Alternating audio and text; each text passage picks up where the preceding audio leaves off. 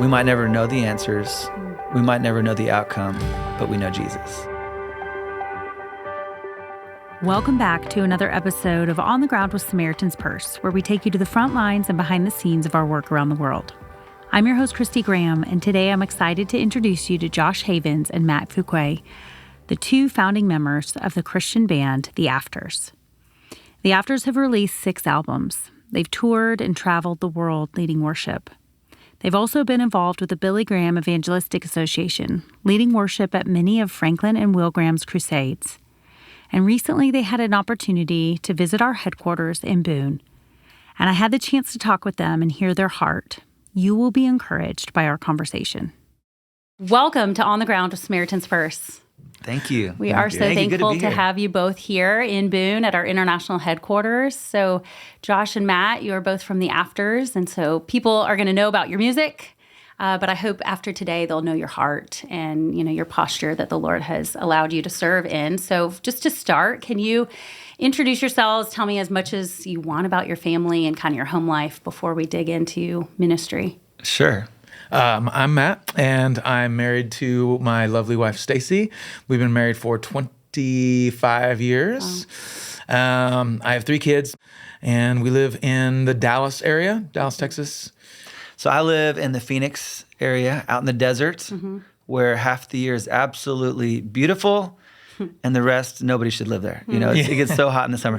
But I live there with my wife, Kara, who I've been married to for 25 years. We celebrated 25 last November. And we have 4 kids. I love that you guys go so far back, and that God, truly brought you guys together. And so maybe if you guys could just share, I know some people probably might already know, but I love the way that you have grown up, since middle school? Yeah. Even connected. Before then. Oh, wow. Yeah. Okay. Yeah, and so then our families had connection way, way back. We went to the same middle school together. He was actually going into high school. Okay. I was in middle school. He's a couple years older than me. But it was a private school, and it was actually his aunt that would give me a ride to school every day, and we sang in the same choir together. But because he was a couple years ahead of me, we weren't close friends in school at all. He was always kind of the cool dude who I was like, man, someday I'll be like Matt, Whatever. And when I graduated high school, I started working at a Starbucks coffee shop, and he would come in with a couple friends pretty regularly. And I told him about a concert that my band was doing. And so he brought his friends to the concert. They ended up being the only ones that came. So it was him and his 2 friends. And he was like, I loved it so much. And then we started playing in a band together, actually. So it was kind of cool how it all happened. My wife, she graduated from Dallas Theological Seminary. And she was helping to put together a missions conference. And they needed music for the conference, and she knew that I played music and that Matt played music. So she said, would you guys put together a set of music together that you could play for the missions conference? And so that's kind of what got us to start the band. I love that. I love that. And that's what I love in this, and what I do. I love talking to our staff and how the Lord brought them here, because it's truly Proverbs 16:9, in his heart a man plans his course, but the Lord directs his steps. We see time and time again where people weren't looking for this, or maybe they're not even in the field that they thought they would do, but God directs their steps. And I love the way that you weren't even looking to build a band and have this career that you have, but it was your posture of your heart, and you just wanted to worship the Lord, and he gave you, creative gifts.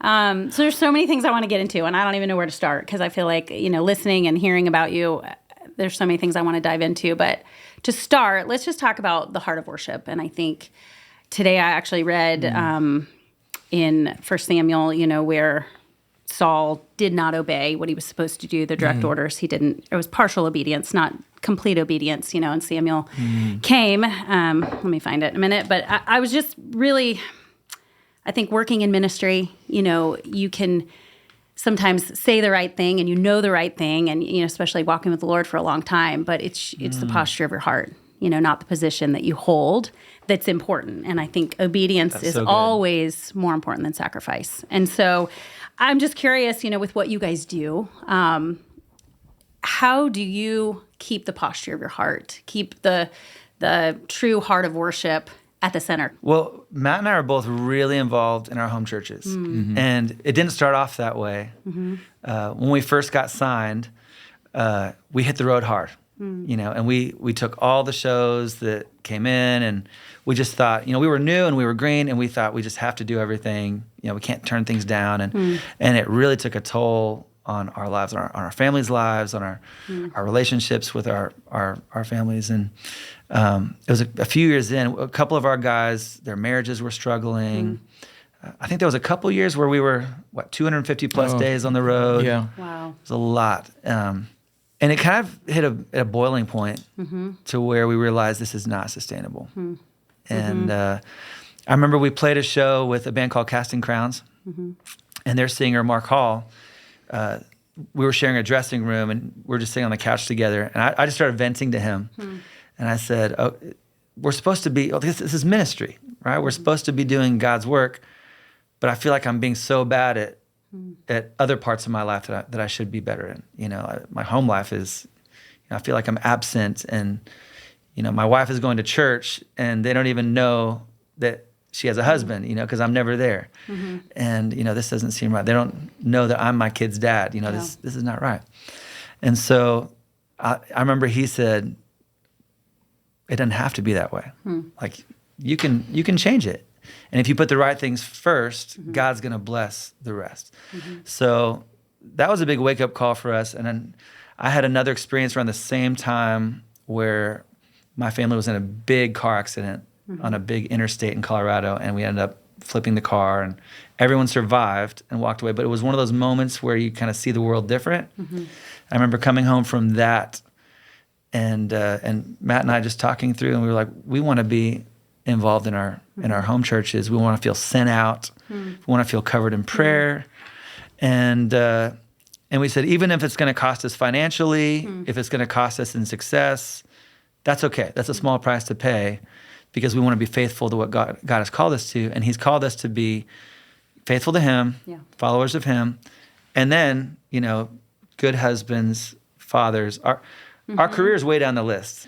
And it was wild because it didn't make sense. We met with our manager and our label, and on paper it didn't make sense what we wanted to do. We wanted to block out, a certain amount of, a lot of weekends so that we could be home worshiping with our families and a part of our family's church life. And it was unreal. God blessed it so much. We had been in a bunch of debt before that, and it's like when we put God first in that kind of way.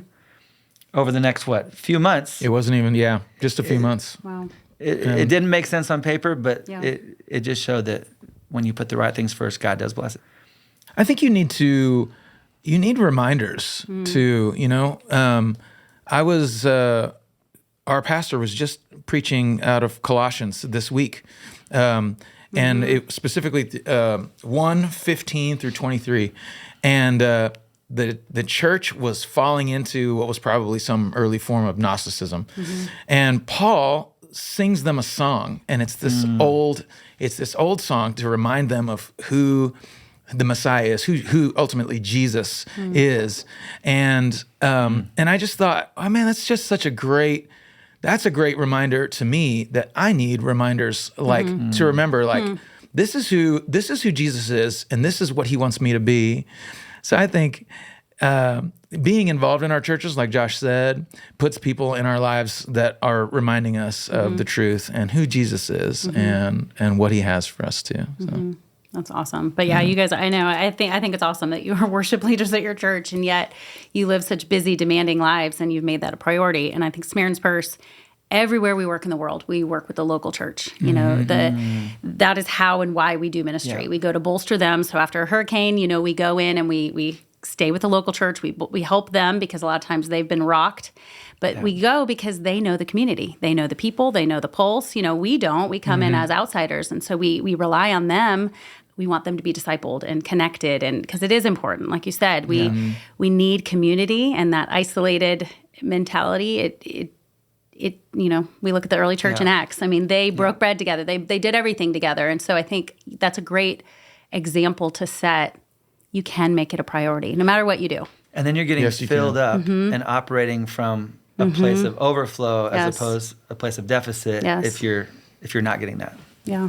No, that's so good. And so I love that. And what a great example for your kids to do life together ministry. It's so rewarding. It really is. Yeah. I don't know. I always feel like we somehow lucked into the greatest job on the planet because we get to go and do what we love. We love making music. We love singing. We love worshiping. And then we get a glimpse into what God is doing in all these places around the world. And we've been a part of things I'll just never forget. You know, we do a lot of work with the Billy Graham Evangelistic Association and travel around with Will and Franklin Graham quite a bit. And we've just seen the most incredible acts of God. And so when you see that, it just fires you up. And you come back and your perspective is different because the church is different in different parts of the world. And you come back here and it's like, oh, we take so much for granted.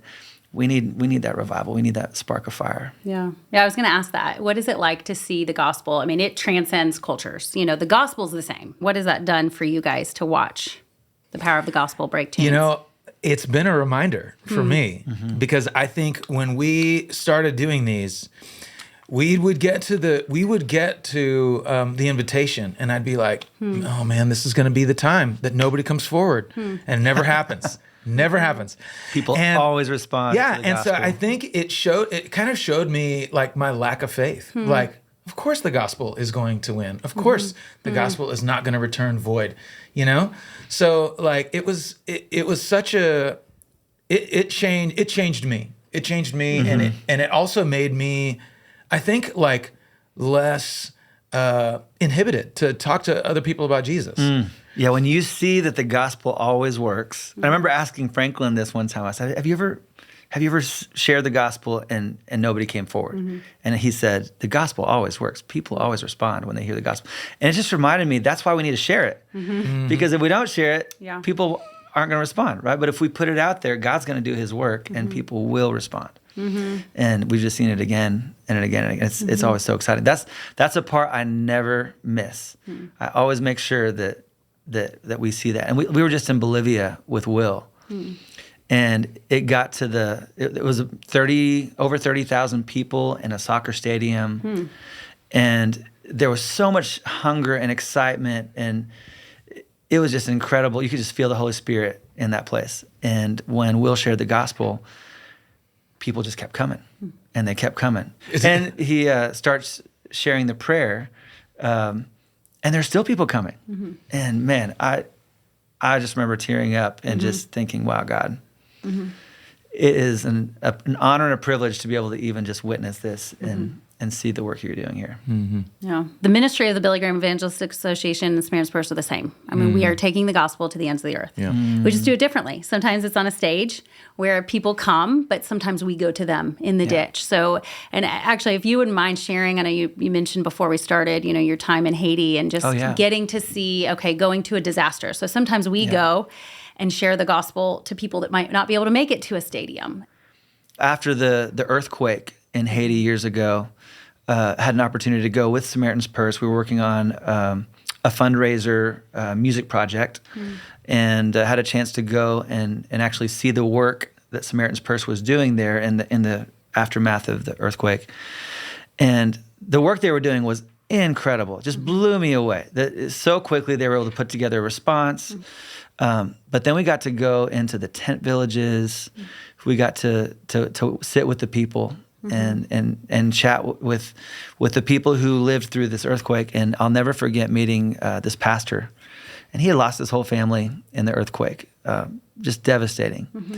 And he had built this church, and it felt kind of like a Noah story, where he felt God telling him, build this church. It was an outdoor church, kind of an amphitheater. And everybody in the neighborhood thought he was crazy because he built a really big church to have a lot of people. And they said, there's not even that many people around here that would come. And he said, I just feel like God is telling me. And in the aftermath of the earthquake, it was full of people, and people were turning to Jesus. And it was in that moment he knew, no, I was called for this moment. And it just made me, I don't know, it was a big encouragement to my faith that when you hear God calling you to do something, you got to act, you got to do it. That is incredible. I know it is. And that's why, again, obedience over sacrifice. I mean, we are called to be obedient. And even if God whispers something or, and the only way to hear him is to seek him, and have that posture of, okay, Lord, speak to me. I think your music allows people to soften their hearts and prepare them to hear from the Lord. But yeah, how do you guys stay grounded, and maybe what is God teaching you? We have a really great brotherhood in our band. And I think, honestly, that's part of the reason we've had longevity. So we are really close friends. When we get together, we love encouraging each other, we pray for each other. We, whatever we're going through in life, we walk through that together.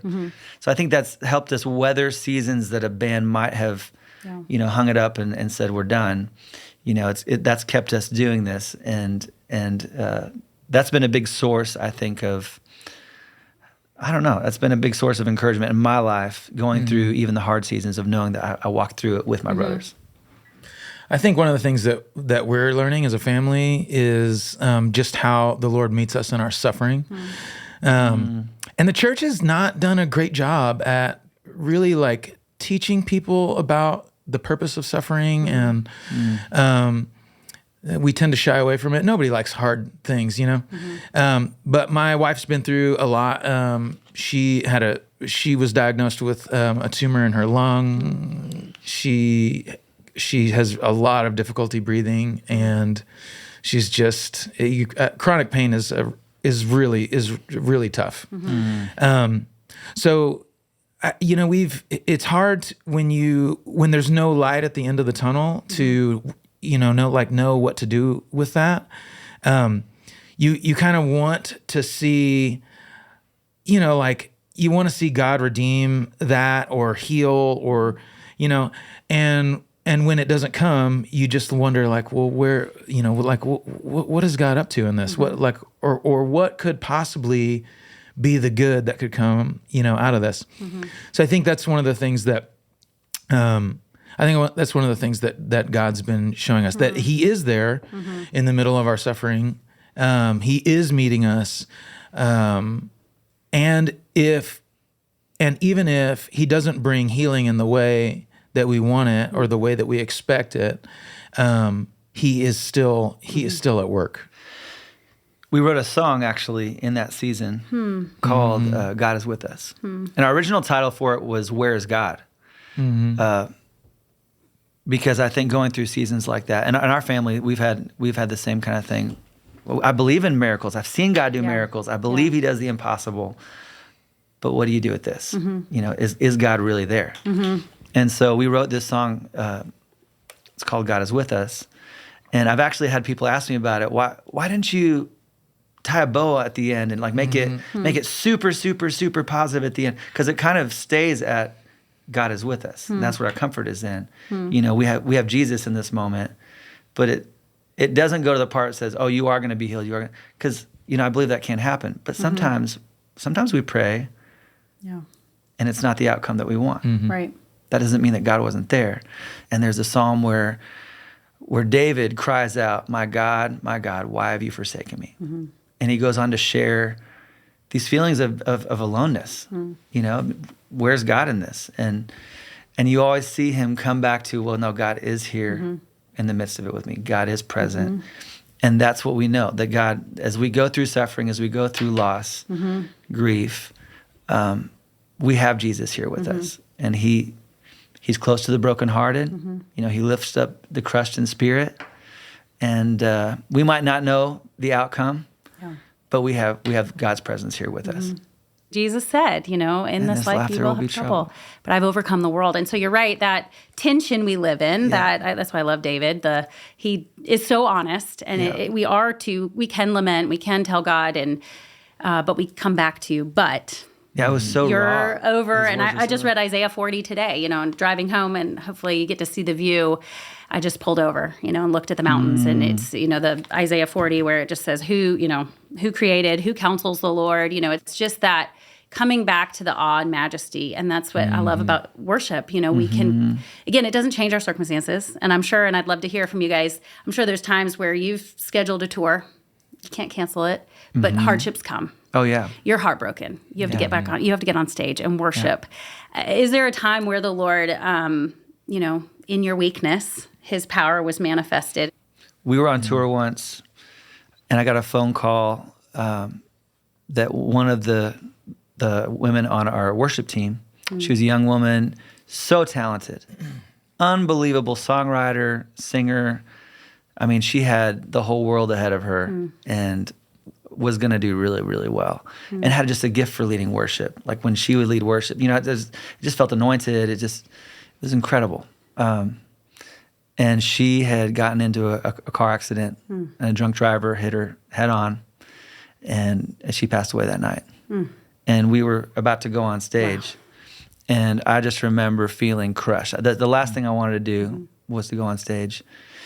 And I remember we were in Iowa, and gathered myself and went on stage. And I just honestly just shared the rawness of it that night. And I told the crowd what we were going through, and we had times of prayer, and honestly, it was healing in that moment to just be with everybody and know that like they were entering into that with us too. I had a season in my life where I was trying to figure out, like, God, if all my righteous acts are like filthy rags, like what do you want from me? And I'd talk with people about it, and the most unsatisfying answer that I ever got was the right answer. It was from a friend of mine in our community group, and he said, "You just have to do it. You just have to power through. You just gotta continue, to go to church and to pray and to seek God." And I was like, "That's dumb. Like what? There's supposed to be like a light that shines down from heaven, and I have this epiphany, and then it all comes clear, And I think I think sometimes that is what we have to do, like just because you don't feel like God is at work, that doesn't mean that He's not at work, I didn't figure that out from the way I thought I was going to, I figured it out by just going back to work, and just continuing to pray and read my Bible and go to church and live in community with my brothers and sisters in Christ. In those seasons of life, we can either pull away from the Lord, and I've seen that happen a lot, get angry at God and move in the opposite direction. Or we can lean into God as our source of comfort and strength in those times. And that's really what we try to encourage people. Because when I've been in that place, I know even the times when I felt alone in it and felt like, God, where are you? Kind of that, like what David was describing. God, where are you right now? On the other side of it, looking back, sometimes my faith was lived in reverse because I look back and I'm like, wow, God, I didn't see all those things in the moment, but now I can see, looking back that you did this, and this, and see His presence in there. Even when in that moment of hurt, when it was happening, I may not have been aware of it. I just always think of that fruitful in affliction. Stay fruitful, stay faithful. Yeah. Maybe can both of you tell us a song, maybe either why you wrote it or maybe even why it's meaningful now? Because I think you wrote it maybe 20 years ago, but it's still speaking truth. It's funny because your songs are kind of like kids. Yeah, that's what I it's like wonder. picking your favorite one's hard because they all represent kind of a season of life and something you went through. Right now, I love playing our song "I Will Fear No More." It's an anthem that we wrote because of a season of anxiety that some of us were going through, and it was a source of strength there. And now we've seen it taken on by people all over the world as their anthems, and we've gotten so many messages and just testimonies of how people have gotten through seasons of anxiety and depression and really hard things, and that was their anthem song. And so I love playing it. Well, there's this one girl in Australia who has a chronic terminal illness, and it involves a lot of chronic pain and a really, really difficult thing. And we found out we were doing a tour over there, and her mom reached out to somebody who reached out to somebody. Somehow it got back to us, and she has listened to the song more times than any. what do we realize? Oh, man. She listened to 88 days worth Yeah. or something like that. Yeah. But she just In has 1 it year. on. In Wow. 88 days in 1 year is just on. So we arranged for her to come to the show and got to meet her. But when we heard her share about how, as she would go to her doctor's appointments and go through all these really hard things, that was her anthem that gave her strength. It was one of those moments I'm like, wow, God, thank you. Thank you for this. We wrote it because we needed it right then. And then to see how God can take this thing that you thought was very personal Right. and do something so much greater with it is awesome. The bridge of that song, it says, we might never know the answers. We might never know the outcome, but we know Jesus. We have Jesus. And, I think about, there's a story from my family from the time that my dad passed away that really showed me how we don't know the outcome, but God is always at work. And so even if it's not what we prayed for to happen right now, that doesn't mean that God's not answering the prayer. Just means it hasn't been answered in our time frame, right? So my dad, he passed away from cancer in 2005. And he had been sick for a couple years, really, really bad journey with cancer. My sister, my older sister, she is an archaeologist. She lives in Israel. Went to school for archaeology, wanted to be Indiana Jones. Went off on the field in Israel, working under some big-time archaeologists, and she walked away from her faith and totally rejected it. She would come back home and she would talk about how the Bible was just fairy tales and, this is not real, guys, And it broke my parents' heart. And my dad, before he passed away, well, first off, they would just pray for her and believe that God was going to bring her back home. And my dad, before he passed away, he gave his Bible to her, and he said, "I know this doesn't mean anything to you now, but please just keep it." And so it was his Bible that had his notes and his highlighted passages, and she just put it on her bookshelf, and it just sat there and sat there and sat there. So fast forward over 10 years later, she and her family were going through this really hard, dark period. The most difficult things they had been through. And my sister started having these dreams of Jesus. Wow. And I remember her telling me, "I'm having dreams of Jesus. I don't like it." And I said, "Well, we've been praying for this." And it kept waking her up. And one night it was so strong that she got up and she walked in her living room and she saw that Bible on her bookshelf. And for the first time since my dad had given it to her, she opened it up. And there was a passage that he had highlighted. And she said it just jumped off the page at her and spoke directly to what she was going through. And it happened 2 more nights in a row where she couldn't go to sleep and she would go back to the Bible and there was some passage that would speak to her. And I got a phone call from her and she said, "You're going to think I'm crazy, but I think Jesus is pursuing me." And she said, I want to give my life to Jesus. And so I prayed with her. And 3 months later, she flew to Arizona where I live. I got to baptize my sister. And now she's on fire for Jesus. She and her husband, who's an Israeli Jewish man, he also ended up getting saved and is now a Messianic Jew. And they have a ministry that they run now in Israel. That's and incredible. My dad, at that moment, had no idea what the outcome would be. Yeah. He never found out in this life. But he did it, in faith. He gave that Bible to my sister, knowing that God could do something. And it took, our prayers, we were hoping that, she would come back home, now. Yeah. But it took over 10 years. Yeah. But God still, he did it. Wow. But that reminds me that, we might not know the outcome of the things that we do. But if we're faithful to what God has called us to do, we got to know he's going to do his work. So I think that's a good encouragement to everybody listening. You do the possible. Yeah. You be obedient and faithful and share the gospel. Yeah. And like you said, we don't know who needs to hear it, and they might need to hear it 10 times. So keep sharing. But God does the impossible and convicts of sin and brings people to himself. I love the wisdom that Josh and Matt shared. We're called to be obedient and faithful, to share the gospel. But it's God who does the impossible and convicts people of their sin. God draws people to himself.